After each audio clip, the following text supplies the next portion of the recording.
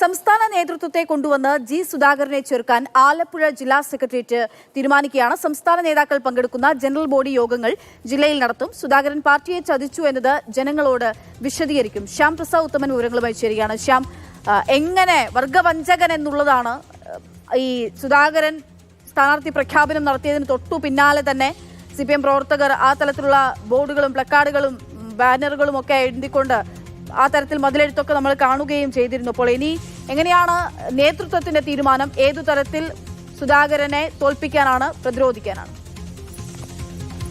പക്ഷേ അതായത് CPM-ന് വിമതനായി സുധാകരൻ മാറിയ സാഹചര്യത്തിലാണ് സുധാകരനെ ചെറുക്കണം എന്ന രീതിയിലേക്ക് പാർട്ടി ഇപ്പോൾ എത്തിയിരിക്കുന്നത്. CPIM ജില്ലാ സെക്രട്ടേറിയറ്റ് ഇന്ന് കൂടിയിരുന്നു. ജില്ലാ സെക്രട്ടേറിയറ്റ് തീരുമാനമാണ് സംസ്ഥാന നേതൃത്വത്തെ ഉൾപ്പെടെ കൊണ്ടുവന്ന സുധാകരനെ ചെറുക്കുക എന്ന ഒരു നയത്തിലേക്കാണ് ഇപ്പോൾ CPM എത്തിയിരിക്കുന്നത്.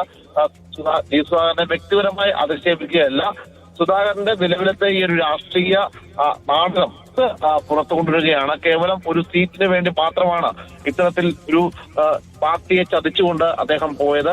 സ്വാഭാവികമായിട്ടും പാർട്ടിയെ ചതിച്ചു എന്ന് തന്നെയാണ് CPM അണികളിൽ പറഞ്ഞ് ധരിപ്പിക്കുക.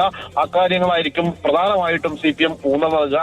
ഇന്ന് VS അച്യുതാനന്ദന്റെ വീടിന് മുന്നിൽ നിന്നും ഏകദേശം 5000-ഓളം വരുന്ന പ്രവർത്തകരെ പങ്കെടുപ്പിച്ചുകൊണ്ട് ഈ അമ്പലപ്പുഴ മണ്ഡലത്തിലെ പ്രവർത്തകരെ ഉൾപ്പെടുത്തിക്കൊണ്ട് സുധാകരന്റെ വീടിന് സമീപത്ത് ഒരു രാഷ്ട്രീയ വിശദീകരണ യോഗം CPM വിളിച്ചിട്ടുണ്ട്. അതിൽ വർഗ ബഹുജന സംഘടനകളെ എല്ലാവരെയും ഉൾപ്പെടുത്തിയാണ് അത് സംഘടിപ്പിക്കുക. CPM കേന്ദ്ര കമ്മിറ്റി അംഗം CS സുജാതയാണ് ഈ യോഗം ഉദ്ഘാടനം ചെയ്യുക. ഈ രാഷ്ട്രീയ വിശദീകരണ യോഗത്തിൽ പോലും CPM പ്രധാനമായിട്ടും ഉന്നയിക്കുക ജി സുധാകരൻ പാർട്ടിയെ ചതിച്ചുകൊണ്ടാണ് ഇത്തരത്തിലൊരു നീക്കം നടത്തിയത്.